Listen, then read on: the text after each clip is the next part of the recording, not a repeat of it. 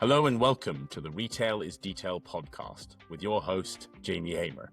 The Retail is Detail podcast focuses on technology and innovation in retail, with guests from either innovative retail tech players or retailers themselves who are adopting new technologies. We interview founders and C-suite executives from top firms who are changing the retail game for the better and delighting the end consumer. This podcast is brought to you by insurance technology firm Loxa, where I am co-founder. Loxa is on a mission to ensure the future of retail includes fair, transparent, seamless product protection for your most valuable possessions. We work with retailers to offer product protection at the point of sale or direct to customers, designing fair, transparent, easily claimable product protection with the end customer in mind, which is at the heart of everything we do. We've got another brilliant guest for you on the show today. Let's get started. Welcome to the Retail is Detail podcast. I'm joined by Brad Houldsworth of Remarkable Commerce. Brad, your journey started in creative agencies, events, you even run a record label. How did you get here to your current position as strategy director at Remarkable Commerce? Good research. Nice one. That's a throwback. Starting all the way back in 2009, when I was working in Manchester, worked for a creative firm, learned my craft of digital marketing, applied that through various things I was doing around hospitality and events, like you said. I learned sort of how to do promotion and do sort of traditional marketing, I would call it. And then sort of fell in love really with the sort of digital side of that. Started to learn really about SEO and about PPC and affiliate marketing and email marketing.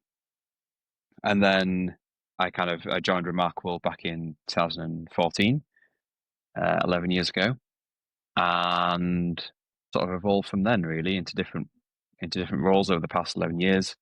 Did a little bit in-house and went and joined a really cool education brand. I was there for a year or so, and then came back in-house to do agency world again, which is fun. All right. So yeah, many and varied. But, if you think about everything from founding Hairy Wolf Records to Remarkable Commerce, what are the common threads that tie your career together? Great question.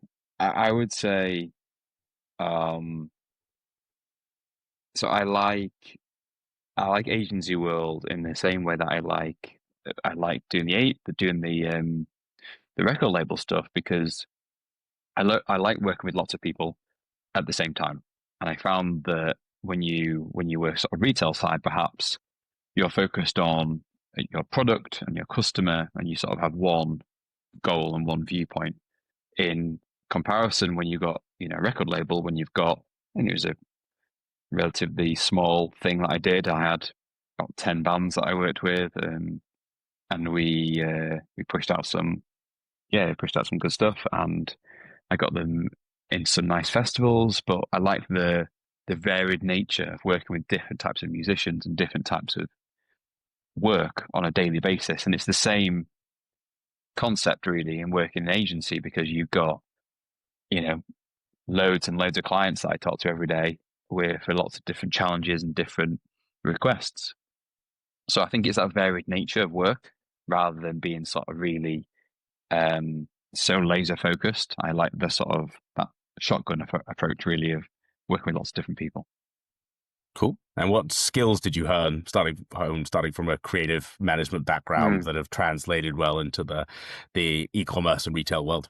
I think I've always had a creative mind. I think even scrolling back to pre moving to Manchester and before starting the label, I always had a sort of graphic design sort of vibe to me. I always liked, not that I can really draw, but I kind of always, the way I think is very visual. The way I sort of process thoughts, or I'm not much of a writer. I'm more of a sort of, I like sketching, and that's the way I see things. So if I'm ever sort of trying to decide or come up with new concepts or new ideas, either for our technology or for a piece of marketing we're doing or whatever it is, I've always got that visual element to me.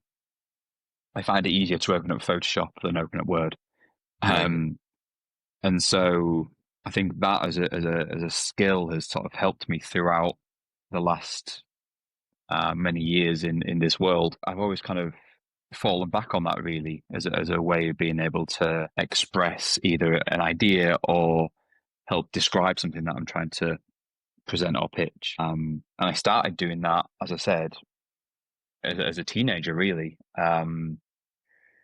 Maybe not Photoshop, but the sort of really basic tools. Maybe not Paint, but the sort of in between tools. Back as a teenager, sort of doing MySpace designs and doing some basic HTML stuff. It was sort of back in that era. That's where it started. Well, shout outs to all the MySpace users. And then you've obviously moved from this marketing service, more on the ground creative, now up into a strategy leadership role. So what's the biggest mind shift you've had to undergo to look at the bigger picture? I think my mind has evolved to think more on it's bigger picture. Strategy is always a bit more bigger picture. And I like that type of thinking. I think when I was doing more digital marketing style of work, it was very, very focused. And I often didn't think about, well, how does this play into a business strategy, or how does this type of work I'm doing,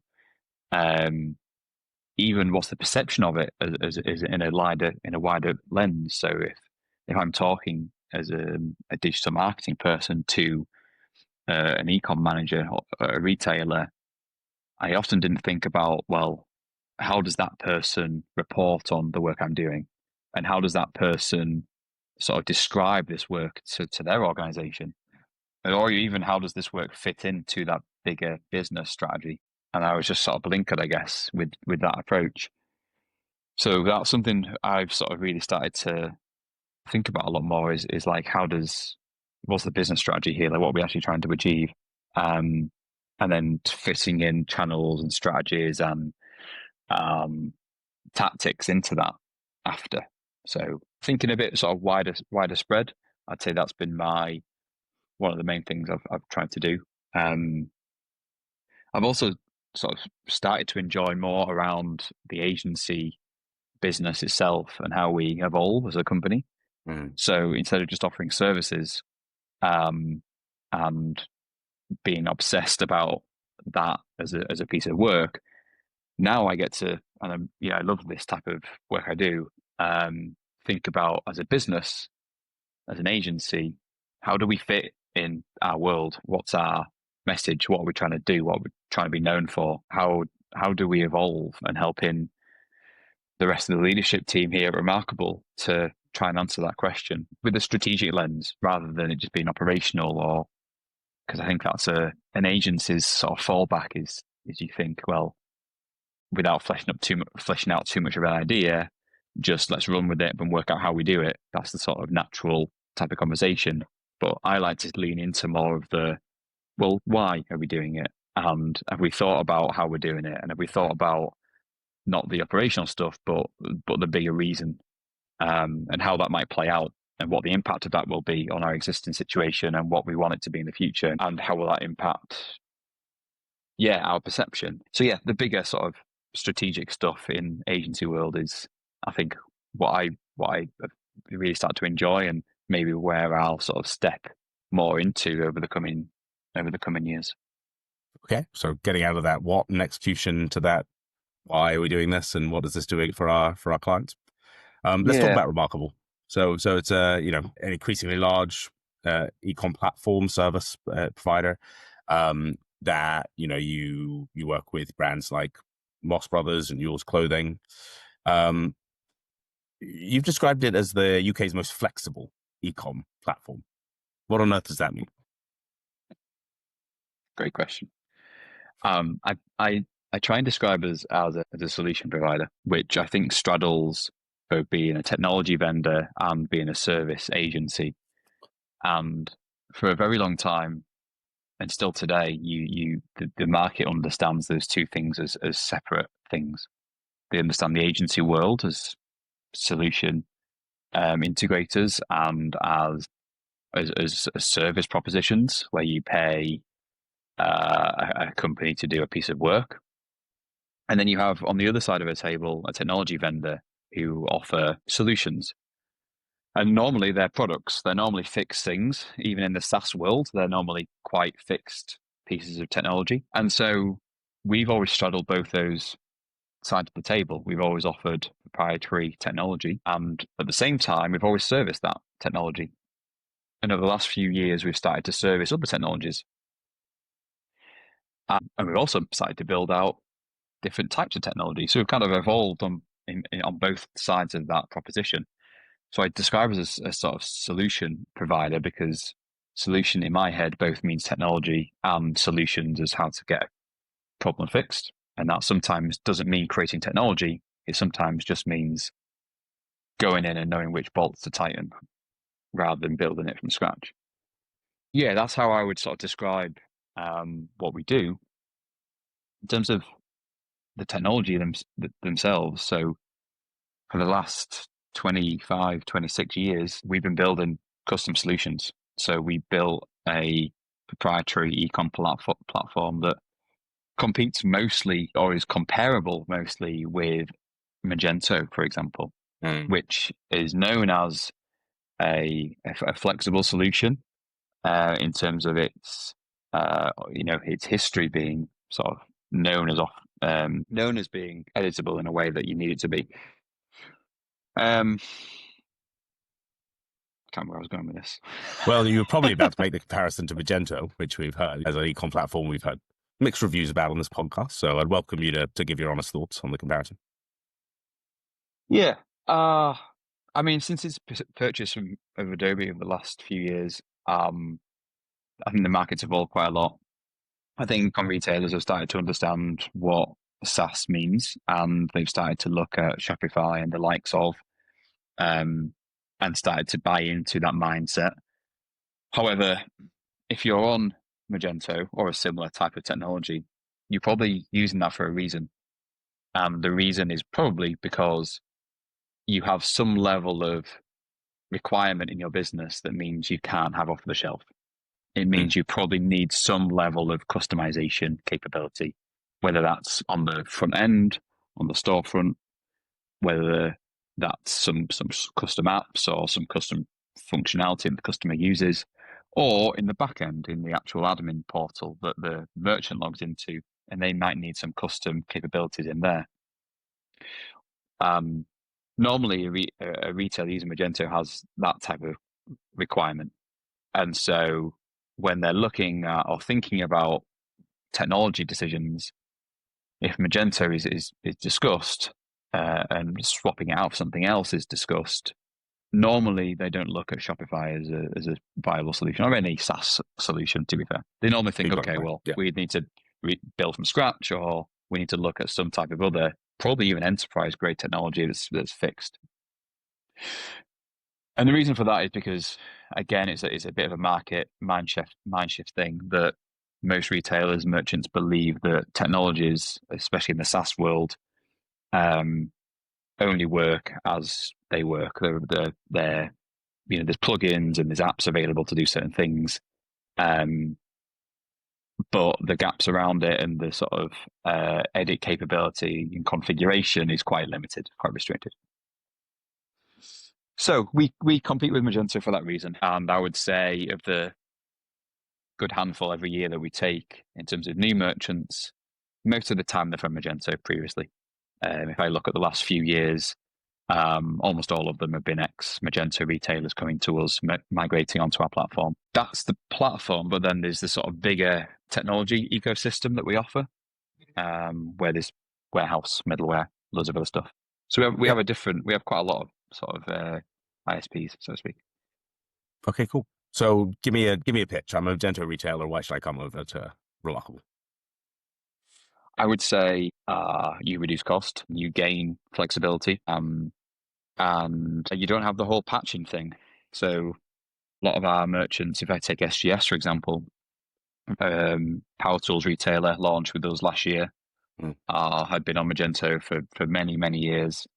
And they had quite a lot of custom functionality in their admin, but every time they did a an update to their platform, it then broke all of that technology and they had to reconfigure it every time. So instead of simple updates or upgrades, every patch upgrade, they had to then go and fix loads of stuff. And it just became an absolute nightmare. They were basically chasing their tail and just doing constant sort of bug fixing rather than going forwards, moving forwards.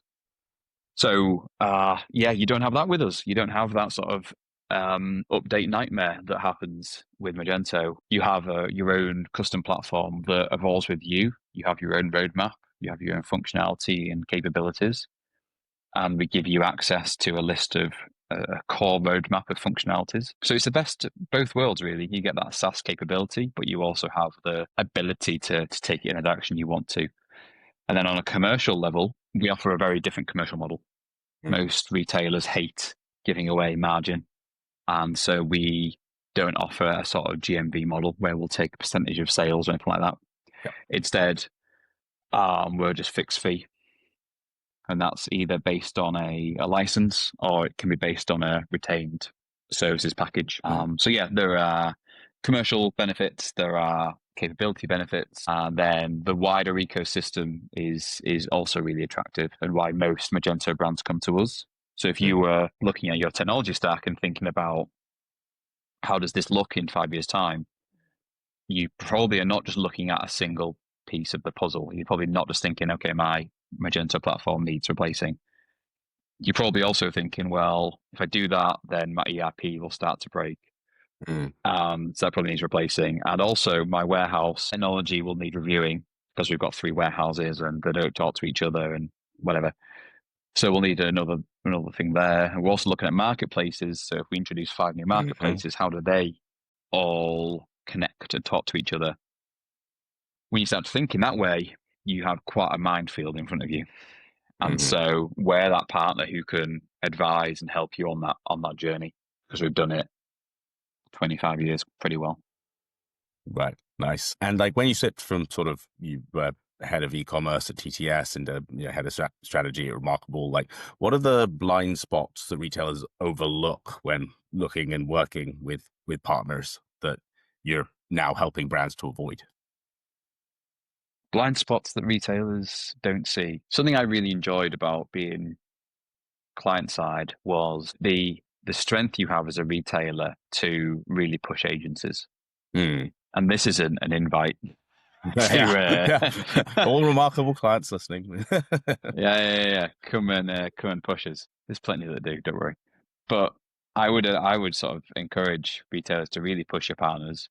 And if you're not happy, to do something about that. And ultimately, like I really enjoyed solutionizing with all of our partners together. I don't think many retailers do that, where if you've got 5 or 6 different agencies and partners that you work with on a weekly basis, when was the last time you got them all in a room and talked about where we're going and how we work together? And there's a little bit of sort of communication stuff you could do about, well, let's share better, let's work on this together and let's collaborate more. But ultimately, it shouldn't be that. That should already be in place. That's the Yossi foundation. What you should really be talking about in those sessions is how do we achieve what this client needs us to achieve, and whether that is a specific metric improvement, or whether that's a specific capability for the business, or a specific resource reduction, and it's like an efficiency thing. Maybe it's that. But whatever the goal is, you should have everyone together working on that in one room, physically as well, not just all sat on a Zoom. And we did that once at TTS, and I found it incredibly powerful. And I've seen it used and deployed by multiple really large retailers. It's always a concept that I've liked, and I don't think many retailers do it. So yeah, that's not really a blind spot, but maybe a massive opportunity that I'd recommend. Okay, so even digitally dispersed businesses get everyone together every once in a while, so things happen faster. Yeah, and it's not just faster; it's just easier, isn't it? I think. Okay, makes sense. Obviously you guys are flexible, open to requests, potentially often open to being pushed to a certain extent. What's the most unexpected or left field feature that a retailer has ever requested from you, and did that end up working? Great question. Left field request. We've had some pretty strange merchandising requests over the years. And what we found is our successful brands know exactly what they want. Mm. And although we can help them to make sense of what they want, often, although it might sound a bit weird to us, there's a lot of kind of goodness and a lot of validity in trying to do those things. So the merchandising one that comes to mind is there was a retailer who said to us, the ordering of products on a category page, on a collection page, is incredibly important. And the ordering or sequencing of product is arguably the most important thing you can think about on a product page or a collection page. So they said, we want to create a rule that automatically puts products into certain places, which is normal retailing. We've got lots of functionality for retailers to do that. But they were so prescriptive about the position of those products.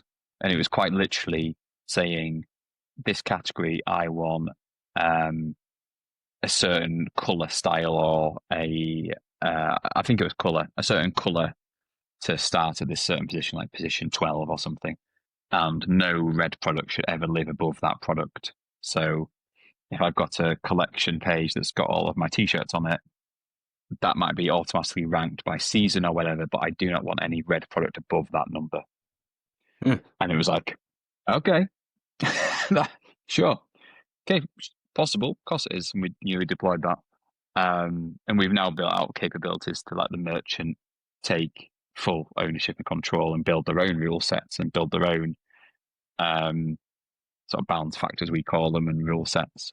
So retailers can do all this themselves now, but yeah, scroll back 7 or 8 years and weird rules like that were pretty weird. But then if you think about it, if you convert that into like into a physical retail sort of environment, I know how important merchandising is in the store. And so you probably could translate that quite well to say, well, when we launch a new season, all of that product that's a darker color, black and blues, etc. Let's push that back. Let's push that back onto the sides or onto the rails, so it's not in the front. Because I want to bring through that for those fresh colors. So it's a similar kind of concept, just quite prescriptive. Yeah, sure. Did not merchandising red first work out for them? The best of your knowledge? I think I think they were trying to push a certain campaign which probably didn't feature red. So I'm sure it worked. I'm sure it worked for them out. Yeah. Obviously, there's a balancing act for retailers, right? You've got to kind of balance that art of brand storytelling with the science of data conversion rate optimization, that sort of thing. What do you think is the sweet spot? Which is more important to the brands that you work with? I always advocate for just bringing in more traffic. I think you can do conversion rate optimization to a point, and you can always do that forever. In fact, CRO work, it doesn't end, doesn't stop. But ultimately, you need the traffic volume there. And so as a sort of metric, I would always, if I was to rank sort of the metrics of a brand to focus on, I think traffic and bringing in additional traffic is top for me. And obviously there's loads of different strategies and tactics around how to do that, or it then plays into sort of brand and builds into other offline channels around the brand. And there's loads of other thinking around it, but I would always say that rather than as a top thing, important more than the others. Yeah, that's super clear. Makes total sense. And if you could invent a new feature for retailers, like a superpower they can have, what would you create? Well, to be honest, the thing I'd probably say now is what I thought wasn't possible 5 years, but now is a thing. Yeah. So saying AI for the first time on this podcast. Sorry, what's AI? Yeah, we're 20 minutes in. We've only said it once. It doesn't feel right. So I see now retailers basically defining their message and campaign, and being campaign driven as a strategy instead of being channel driven. And so I think we have a lot of clients who still work in this way. They think of our PPC team are doing this, our SEO team are doing this, and each of them try and combine with like some type of sort of campaign structure or something. But ultimately, the delivery of those messages and the where and the how is pretty much AI driven now. And so a brand should focus less on the how and where and more on the what. So focus on the campaign message and if it's a promotion or a discount, focus on making those as attractive as possible and making them as translatable as possible, and focus less on, okay, well, which channels are we pushing out and how are we going to push it out? I'm going to send an email at 5 p.m. That's the best time. We're going into a world now where AI understands each of us better than the brands do themselves. And so letting AI decide how to communicate those messages out in the right channel at the right time, at the right frequency. And the more we let AI do that, the better it becomes. And I think the brands who resist it and pull back from it will be sadly left behind over the coming years. So I think the earlier a brand leans into it, the better. Don't have to answer the question or not. And that has the advantage of the brands being able to focus on the creative aspect, right, rather than the actual execution. Yeah, that's right. And yeah, and I think especially retailers that have an omnichannel approach where they've got physical stores or they've got concessions or they've got marketplaces or whatever their model is, as you grow, you need to retain creative control. And not just I'm not just on about assets, not just on about the actual images that are used. I'm also talking about the message that's out there. Those headlines that are included on every campaign, and where those messages click through to, and what the landing page experience is, and how the customer can apply a discount, or how they can multi-stack promotion codes on top of each other, or whatever the journey is fine. But stop focusing on the prerequisite really of getting them there, and start focusing on the creative bit is probably a good way of summarizing it. And your sweet spot is fashion, but what can other retailers learn from fashion and other brands? You mentioned power tools, but what can other brands and retailers learn from the fashion industry in terms of their products? I think product iteration is quite interesting. So obviously fashion retailers look at a product and they'll iterate on it with slightly different styles or different colorways, and maybe different patterns, for example.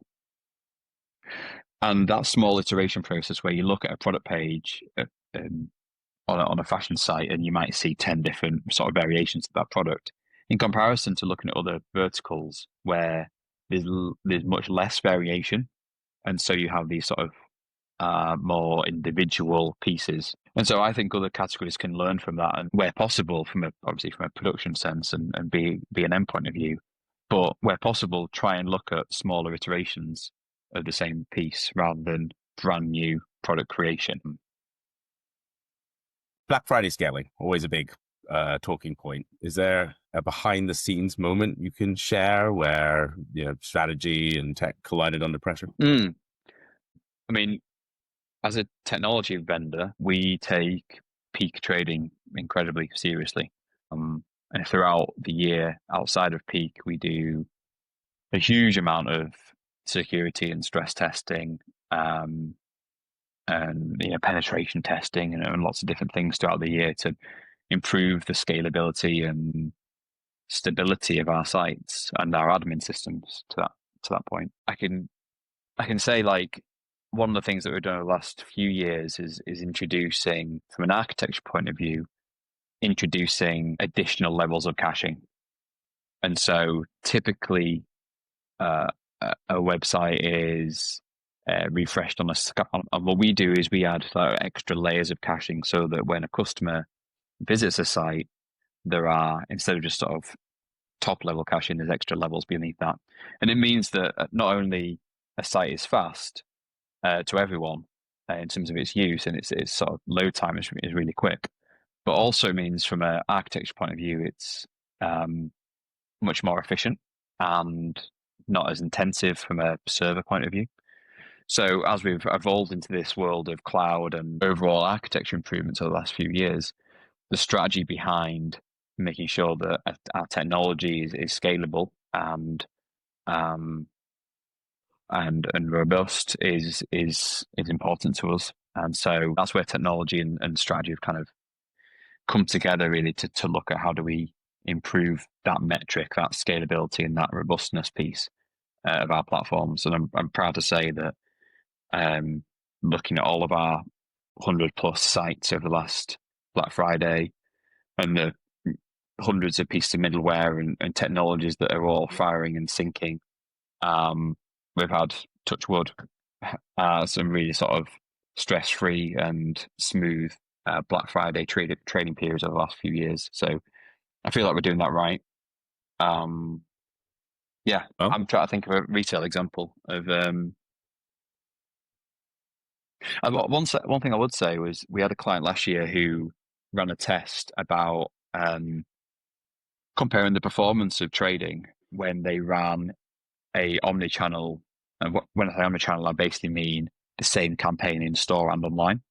And they did a test with running that versus running both those parts of the business independently, and basically where they had online only discounts and promotions and store only promotions. And to the point, they had like individual campaigns running in each store, basically. So each store was given its own independence to do what they want, and that was completely disconnected to online. And the performance uplift they saw when they did that was huge. So I think a lot of retailers think of omnichannel as a way of communicating the same message and efficiency saving because we're pushing the same out to everyone, everyone's saying the same thing, and customers see one thing. And I'm sure that's beneficial and powerful for a lot of merchants, but I think it's also worth experimenting because we found, or one of our clients found, that actually the opposite was true. And when they disconnected those two things, it basically gave importance to each of them individually. So that online customer would see an email that says, this discount on this product is only available to you online. And if you go and find this product in store, it's £50 more expensive, even if whatever reason. So giving that sort of exclusivity piece to a channel, and I say online versus store, you could expand that out to actually be website versus TikTok shop versus Amazon versus etc. John Lewis, maybe you could expand it right out. But giving that as kind of exclusivity piece per channel is quite an interesting strategy worth exploring. Okay, so almost the localization and the personalization of making it feel special to you is more important than the consistency of message in some cases. In some cases, yeah, and you can really sort of dilute that out if you've got the capability and team to manage it. It's a lot of coordination, but if it's a test you feel worthwhile doing, then I'd recommend it.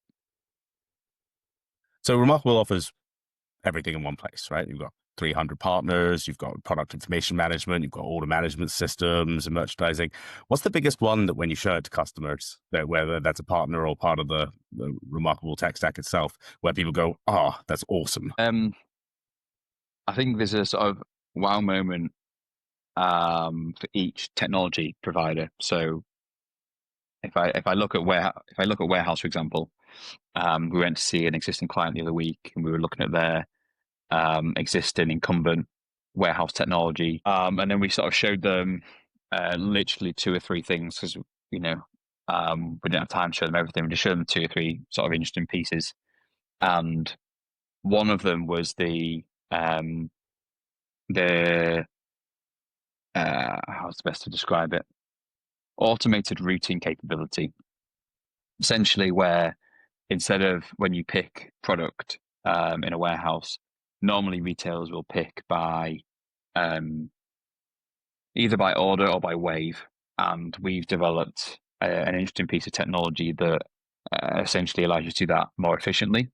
I don't want to give too many secrets away, but it allows you to do that sort of much more efficiently. That's interesting for warehouse. And then a one for e-com platform is I mean, merchandising, just because it's in my head. We talked about it already. The ability to subgroup and then merchandise each subgroup was a really interesting thing that when we showed to anyone, they kind of go, "Oh, that's unique." Which is basically if you have a collection with, let's say, 200 products in it, the ability to group items together into certain subgroups, and then each subgroup has its own sort of retailing rule. So you could have all of your black products at the top, and they're ordered by availability, and then all of your blue products below it ordered by season, and then you could have all of your etc. So that's interesting. One thing actually to that point, we had this recently where retailers were coming to us and saying, we've tried adding adverts into our collection pages. However, what's the best position for an advert to be in? Because we're not seeing many click-throughs on an advert. And we said, well, it depends on your customer, it depends on this. However, what we found was that customers were visiting a site and basically started scrolling on collections straight away. And so when you put an advert in position 5 or 10 or something, although customers see it, they scroll straight past it. And what merchants then started to say was, okay, well, why don't we place that advert sporadically through the entire category? So let's repeat it. Let's repeat it like 10 times. So every, like, I don't know, 50 products, let's put the advert in. And they were doing that manually. They would upload it individually, 5 times, for example, and position 50, then position 100. And they were making mistakes with that, and that was causing challenges. And so we evolved that function in the admin so that a merchant can upload an advert once and actually set the link and set the frequency and define how many products it skips. So basically turn on a repeating function, then say, repeat this product, put it in position 5, then repeat it every 30. So every 30 products that will repeat throughout the category. They upload it once, they manage it in one place. That efficiency piece was really valuable. And when we show that to merchants now, because now native, and it was a client sort of request that came in that is the reason we did that. Whenever we show that to merchants now, even existing clients, they go, perfect. So it's those type of moments that are really nice. But yeah, there's a few examples. Yeah, super helpful. What's the most exciting retail e-commerce innovation you see on the horizon, and how are you preparing your clients for it? It's an interesting concept around pricing that I have started to see over the last few years, where it's basically dynamic pricing. I think retail has always toyed with the idea of dynamic pricing. I think it's been partly due to the marketplace model, partly due to consumers being able to haggle in store a little bit. I think there's been an interesting trend over the last few years with price negotiation technology. However, dynamic pricing, I think, is a sort of slightly controversial prediction around where we'll start to go to. And I think this will probably start to become normal. Maybe I would say in 5 years' time, this will start to become standardized, where you don't have that standard price point. That will start to die out, and instead you'll have this dynamic. And maybe that will start with banding. Maybe, every product will have a 5 to 20, well, maybe not that big, but probably £5 to £7, product price variance. And so again, AI will be able to define the price point that I pay compared to what you pay. And then the technology will have to be able to adapt to that, which is, we'll start to see the real challenges come in, especially in more legacy technology like ERPs and even warehouse solutions, where a price is a price.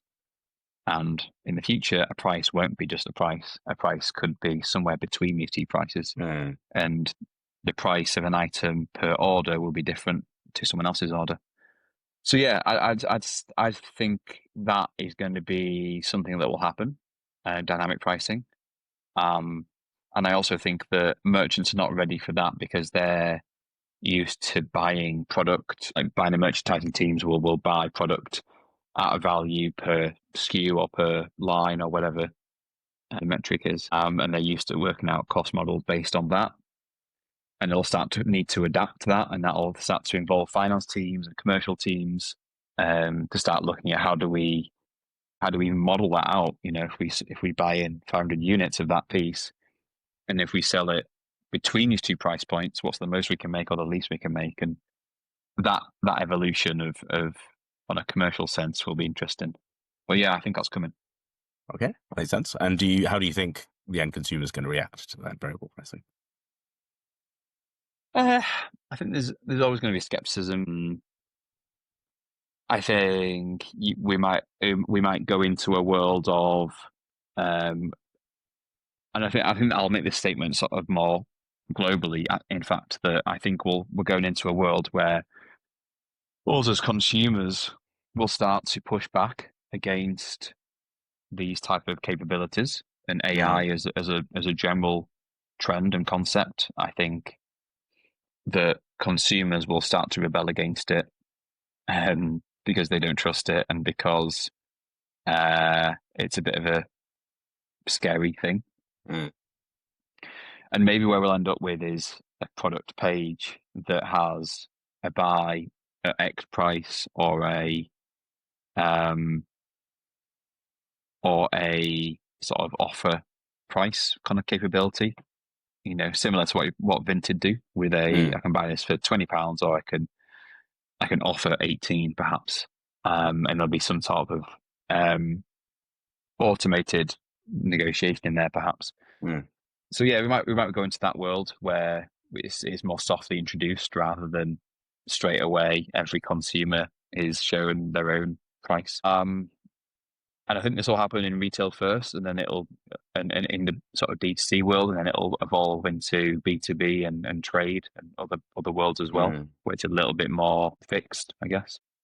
Interesting. There's a lot of elements of shopper psychology they're feeding into that in terms of anchoring and personalization, person-specific discounts. Fascinating. But in a way, it's kind of going back to the old market trading stalls as well. Yeah, and I think consumers will crave that in a world of AI. That was my point around this bigger perception of AI in our world. I think consumers over the next coming years will start to crave that human salesperson, and even online they'll start to crave that more traditional sort of way of buying product online. And when they're faced with this AI replacement of sorts, whether that's online or in retail stores, they'll start to feel like they're missing something. I think that, like for example, I think if I was to talk to my wife about my trainers getting a little bit worn and probably need some new trainers soon, if my AI heard that and knows what size I am, knows the style I like, and just went and bought me some shoes, and then I woke up the next day and had a parcel on my doorstep with my new trainers in it. Do I trust that that's the best thing that should have happened, or what does where's the line in terms of my authorization on buying, and where does my control sit, and how much do I relinquish to AI? And I think that's not quite solved yet. I think we're still in a world where people are thinking about that becoming reality and being scared of it. So yeah, there's an interesting world, I think, that we're starting to embark on. Yeah, fascinating. Well, as a lifelong salesperson, the idea of someone really wanting a salesperson back in the process is a fascinating one. So, Bradlie, I'm going to move on to the questions we ask every guest. Which retail of detail, or detail of retail, I should say, do you like the most? Can I make this about store specific, or does it have to be online? Completely up to you. It's all retail. Okay. I would say the fitting process of buying product is a detail that I like. I like, let's take the trainers example, going into a store and not just sort of looking at product and touching it, because I think that's that physical element is interesting, but more so, how does it feel? So putting a pair of trainers on and walking around, how does that feel as a physical thing? That's a detail that obviously is less achievable online, but it's not just about physics. It's not just about how it looks. It's about how it feels. I think that's a detail that, that I like. Nice. And what detail of retail would you most want to change? I would love for opening times to not be a thing anymore. Okay. I used to live next to this like shopping centre where stores would literally open. I mean, they probably weren't, but my perception of it was they were open for like 2 hours a day. And, it got to like 4 o'clock and I was like, oh, can't go anymore because the shop's closed. And I hated that. And especially in a world where, as a parent, I have a young child who, like any parent will know, means that you do things outside of normal hours. And so at 7 a.m., I'm good to go. Like, my bag's packed, I'm in the car, I'm ready to go shopping. And when you find out that, okay, well, that shop or that place doesn't open till 10, so what am I going to do for 3 hours? And so I wish that retail didn't have these fixed opening times, and maybe it'd be nice if store access was automated, and I could just go walk into a store if there was no security challenges or no worry around me stealing that pair of trainers that I want. Why not let me go into that store and try them on at 7 a.m.? Yeah, and that's one of the reasons e-com is going to be 50% of our transactions by 2028. That's one of the reasons Amazon stores are. Do I get to try them on though? There you go. Okay, well, looking forward to that problem being solved. What's your most controversial prediction for the future of retail? I'll point back to that price thing. So, I'll bleed that into offline as well, into stores where perhaps we can go into stores and the prices that I physically see, whether that's some type of physical gadget, whether it's glasses or something, I don't know.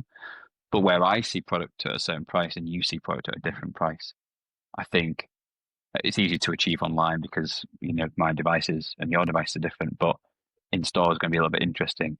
But we've started to already see that sort of that digital display price board sort of come into play in store, and I think it really is just an evolution of that, where we'll start to see these personalized discounts and campaigns. I see it, if you think of a place like IKEA, for example, which is a store format or a retail format, but that's can be quite personalized. Like it's very much one way, and they direct you through a retail experience. And I feel like we might start to get to a place where literally the price is being shown to me, or whether that's maybe not physically, but maybe I walk around with my phone through IKEA, and instead of seeing a price on a product, there's no prices anymore. Maybe there's just an app that I just hold my phone up to a product and it says, this chest of drawers is £40 for you, but you hold your phone up and it says £42. Maybe we start to go into that world where it's that dynamic pricing thing is actually capable. So yeah, I'd say that's a bit weird, a bit controversial, but I think will happen. Fascinating. And then last thing, what is your craziest story from working in retail thus far? I mean, we're working with retailers, I would say, rather than working in retail. But working with retailers, the craziest stories we've had are primarily around customer behavior. So, like we had one the other day. We had a client come to us and said this particular client or this particular customer has ordered 450 of these. I think it was a t-shirt. And what they've tried to do is basically drop ship, but themselves. So they've ordered that, but then they've tried to split it out and send it out because we have the concept of sort of multiple address types per order and things like that. So we're the customer's been trying to dispatch basically 450 t-shirts to 450 different people through a single transaction. That's pretty weird. We see that more and more, customers trying to get around functionality. It's quite interesting. So, did you find out why they wanted to do that? No, buying for their village. Yeah, maybe, or maybe they were an influencer and they were just selling out hundreds of t-shirts. I don't know, but yeah, it was weird. It's strange and wonderful. Brad, thank you so much for coming on the show. My pleasure. Thank you very much, Jamie.